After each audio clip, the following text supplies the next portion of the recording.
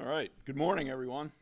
My name is Mike Kaiser. I'm the Acting Deputy Secretary for Highway Administration, and we're here today on the eve of another holiday season.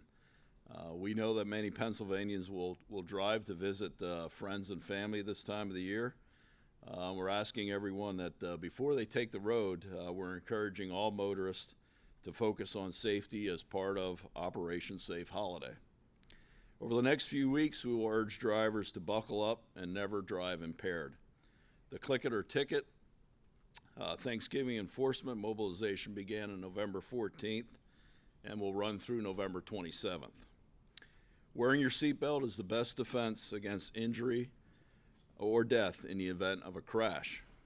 According to PennDOT data, in 2021, it was estimated that 94% of unbelted occupants who were killed in crash while traveling in passenger vehicles could have survived if they had their seatbelt buckled up.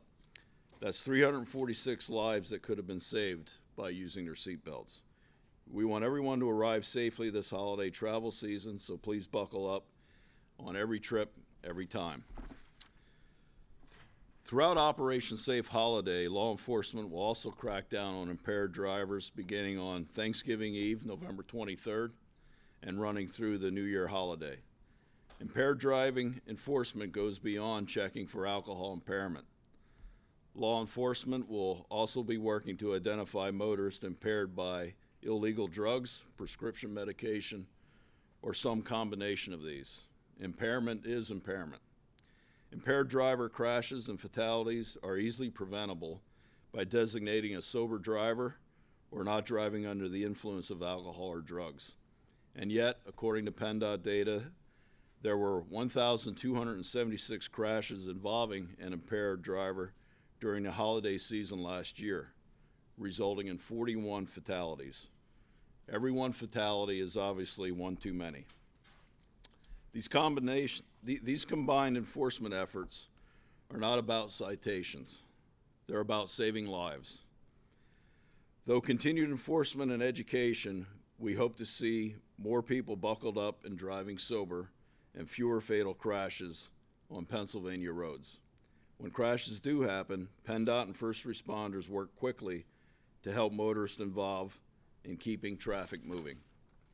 Regional traffic management centers throughout the Commonwealth, such as this one, serve as hubs where PennDOT traffic control specialists monitor our traffic cameras. We encourage motorists to visit historic holiday traffic. That's at our webpage, www.511pa.com, to help decide the best times to travel over the holiday. Users can choose their region and view an hour-by-hour color-coded presentation of historic traffic speeds on Wednesday before and Sunday following the Thanksgiving weekend. 511 PA, which is free and available 24 hours a day, provides traffic warning delays, weather forecasts, traffic speed information, and access to more than 1,000 traffic cameras. 511 PA is also available through a smartphone application for iPhone or Android devices, by calling 511 or by following regional Twitter alerts accessible on the 511 PA website. Safety is everyone's responsibility. We want all Pennsylvania drivers to arrive safely this holiday travel season, so please remember to buckle up and designate a sober driver. Thank you and happy holidays. I will now turn it over to PSP Deputy Commissioner of Operations, Lieutenant Colonel Jeremy Richard. Thank you. Sir.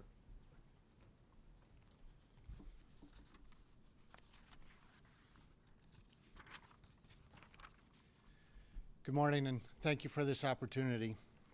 As we kick off Operation Safe Holiday this year, we have come together with our partners at PennDOT, the Pennsylvania Turnpike Commission, and AAA to reinforce common sense but critically important messages, because the Pennsylvania State Police would rather prevent crashes and unsafe driving behaviors than respond to potentially deadly collisions on our highways. This Thanksgiving holiday is typically one of the busiest travel times of the year. All the agencies represented here, along with local law enforcement, EMS providers, fire departments, and roadside assistance agencies, will be working 24/7 to keep traffic moving. Drivers can do their part by pledging to slow down, buckle up, and never drive impaired or distracted. During last year's holiday travel period, from Thanksgiving through New Year's, there were 1,276 crashes involving impaired drivers, resulting in 41 fatalities. This demonstrates to us that driving under the influence continues to be a problem that is 100% preventable. Penalties for DUI in Pennsylvania can include thousands of dollars of fines and court costs, a possible driver's license suspension, and prison time. Please designate a driver. Use a ride-share program, take a cab, or establish another plan to get home safely if your holiday plans involve alcohol. During this holiday season, drivers may also wish to take advantage of a series of free child safety seat clinics offered throughout the Commonwealth by the Pennsylvania State Police. Troopers certified as passenger safety technicians are currently providing car seat fittings and inspections at various locations through November the 27th. The full list of days and times is available on our website at psp.pa.gov. Even if you think your car seat is installed properly, we hope you consider attending one of these free events. Child passenger safety seats are mandated by state law, but they're only effective if installed properly. Finally, we know that despite our best efforts, there will be traffic crashes and disabled vehicles and other roadside emergencies during the holiday travel season. Please keep the safety of our first responders in mind as you approach incident scenes. The Move Over law requires drivers approaching an emergency response area to move over to a lane further away. Drivers who are unable to safely merge into a lane further away from their emergency response area are required to slow to a speed of no more than 20 miles per hour, less than the posted speed limit. If you are unable to move over, drivers should gradually slow down rather than slamming on their brakes, as this could potentially cause a chain reaction crash. In 2022, the Pennsylvania State Police had 2 troopers killed and 4 troopers who were significantly injured as a result of crashes within emergency response areas. Remember, you must move over for emergency responders to include police, fire, EMS, tow trucks, and other roadside assistance vehicles.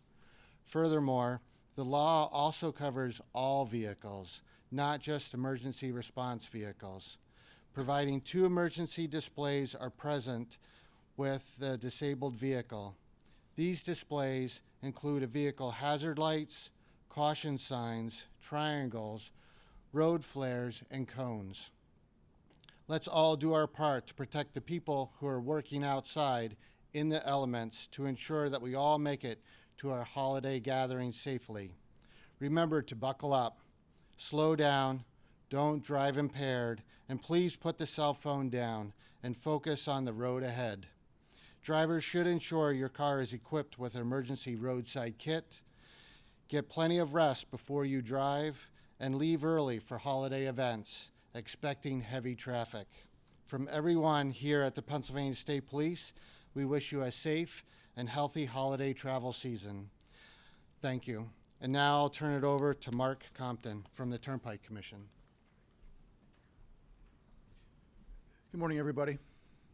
If you are traveling over the river and through the woods this holiday weekend, please note you won't be alone. On the Pennsylvania Turnpike Commission, we project 3.5 million travelers to be alongside you through this holiday time. Worst of those days, or depending how you look at it, will be Wednesday, which we project about 690,000 vehicles are customers on the roadway. Similar trends for PennDOT, if you take a look at their traffic numbers, with their projections, as well as national trends. What AAA is saying, this will be a top 3 season. So wherever you're traveling, Turnpike, PennDOT, or elsewhere, just know it's going to be crowded. So please plan accordingly. So to that point, if you saw this last weekend's weather, you know that it can change at a moment's notice. So in that, please heed warnings. Please make sure that you're paying attention to the traffic and the weather apps. Also note that precip this time of year could mean frozen precip. So air temperature is not road temperature, but road temperature, it could be freezing. So please note and be cautious if there's any type of precipitation. Also, to be sure that you as the driver or whoever driving the vehicle isn't distracted. Distracted driving is one of the leading causes of crashes.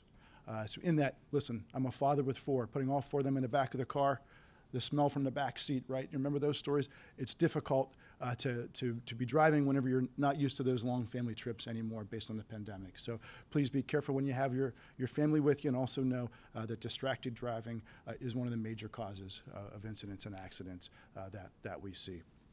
Also to note that holiday is a great time for us, but it also does lead to a lot of road rage incidents. So please realize with increased traffic, it's a recipe for disaster. So you have road rage, you got people frustrated trying to get to their intended locations.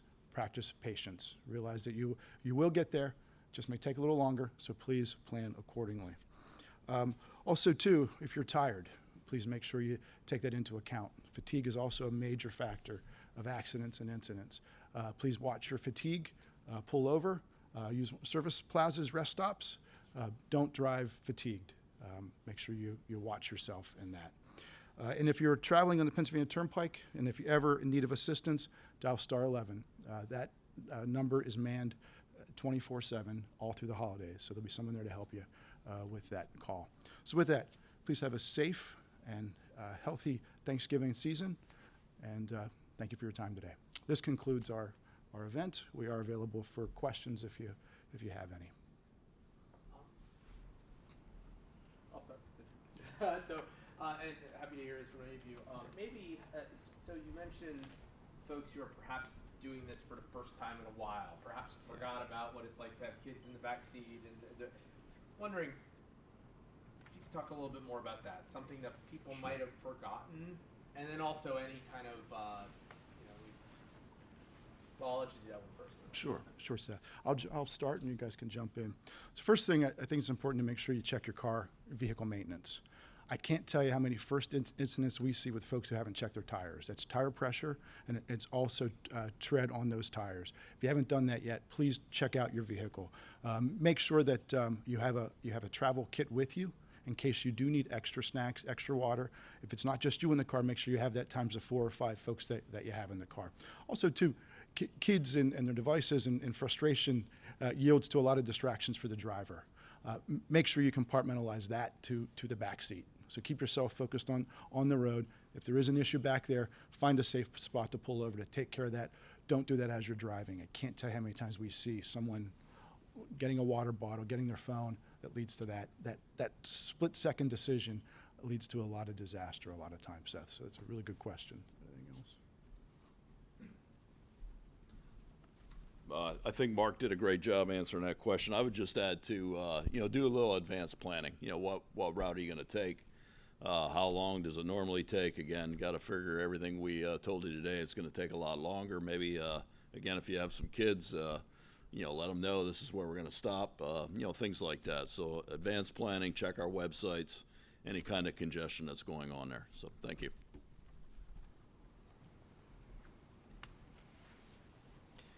Could you talk with the distracted driving issue? Could you talk a little bit about how there are so many more distractions available now? I mean, you've got your touch screen on your car, you've got your phone, you've got all sorts of stuff. Can you talk just a little bit about that and what your recommendations are to people who are sort of in a, it's the nature of technology now. I think what we've really seen since the pandemic is that folks were used to being on highways and crossings with less traffic. Now that those mistakes are still happening, but they're doing so with somebody beside you.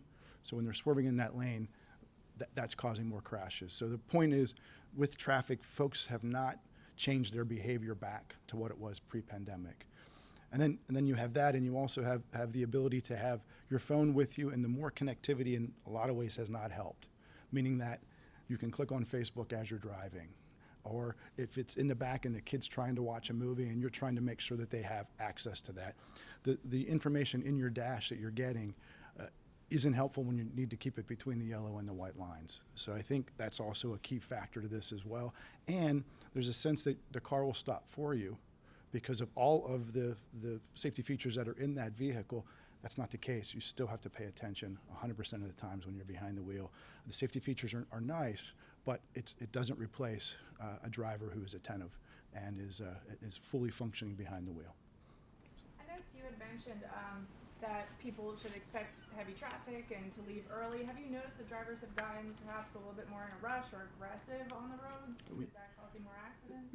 We certainly have, and the road rage issue is there and it's present, and it's the idea that you'll treat somebody in that other car so much differently than you would if you're outside that vehicle. They feel so protected when they're in that vehicle that they treat it like a tank, and they're going to go to be first. Or so yes, there certainly is. It's much more of that on the roadway. The old adage, patience is a virtue. It doesn't always happen whenever it's on our highways, I'm afraid to say. Why don't you just tell us where we are, this room, and the importance of what happens here? Well, again, as I mentioned, we have traffic management centers all over the state now. Again, obviously, this is a very unique building for us. We have PSP presence, we have PEMA. So when we have the statewide events that are going on, this is really where all the action happens. We were talking here before we got started this morning. We had several events here just already. I mean, we're talking not even Thanksgiving yet, but we had an event westbound, I believe, on I-80 going into Ohio. It was an accident that was in Ohio, but it actually queued up traffic in Pennsylvania. So, we had that to manage. So you're reaching out, you're talking to officials from Ohio. And then, we all know that the Buffalo area got pretty much hammered by the snow event. So at one point in time on, I believe it was Friday, if I have my days straightened here, we got a call from New York saying, hey, folks, we really need some help here, whatever you can do to help us. But the number one thing to do is, close I-90 heading into New York so there's less traffic kind of running into the queue that's already there. So all that gets managed here. And again, it's really just, this is kind of the trunk here, and then we have the regional traffic centers across the state. So just gives us an excellent tool to manage for these statewide events. So the room is called what, and the people behind you are doing what? Just to understand what. Well, Traffic Management Center, what do you say? Eastern Region Traffic Management Center. Okay. There you go. And they're doing. They're monitoring our cameras.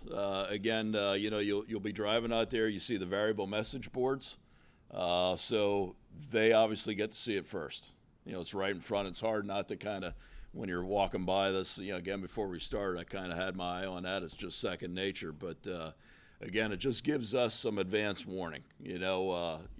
Again, you can tell I'm gray here, so I've been doing this a while, but.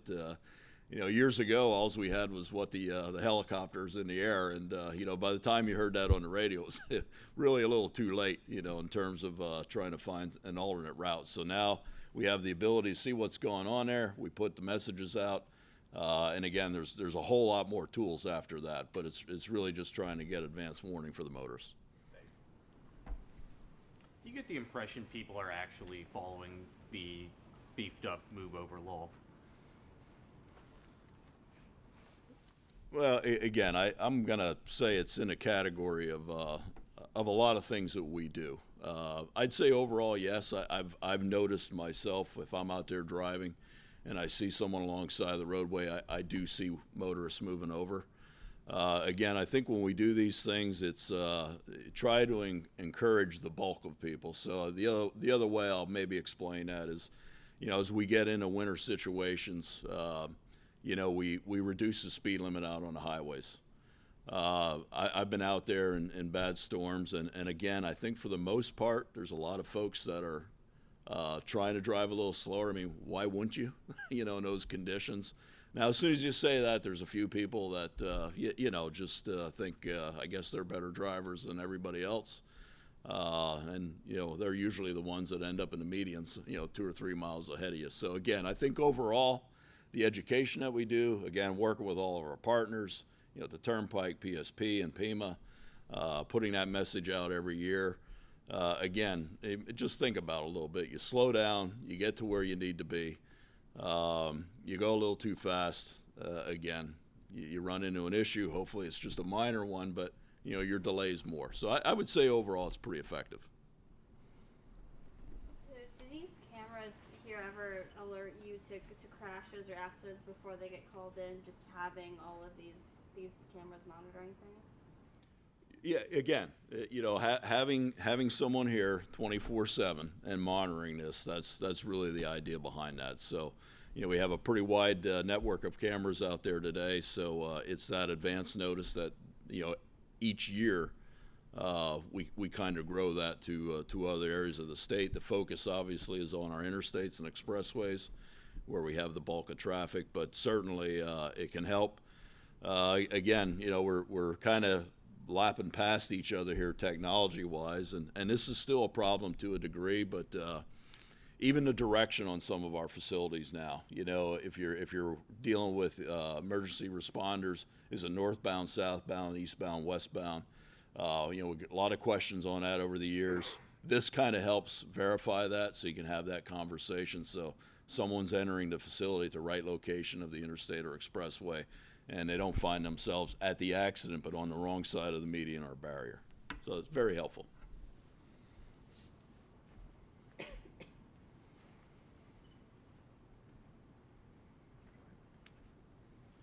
Thank you all very much. Great job. Good job. We're gonna miss the-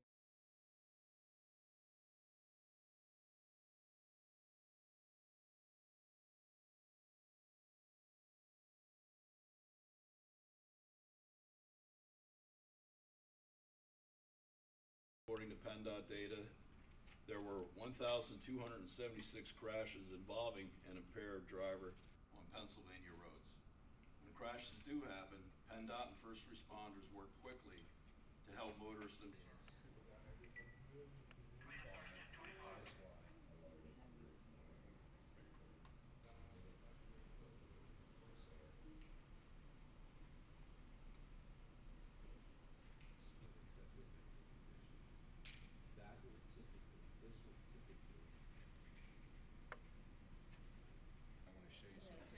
when I want to show you something, I won't do that.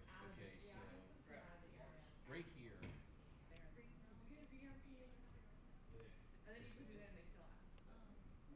If you go up, just make it 83. 83 north from I-2. See this stop traffic? That's because they're there. He's going to be on 83. Instead of having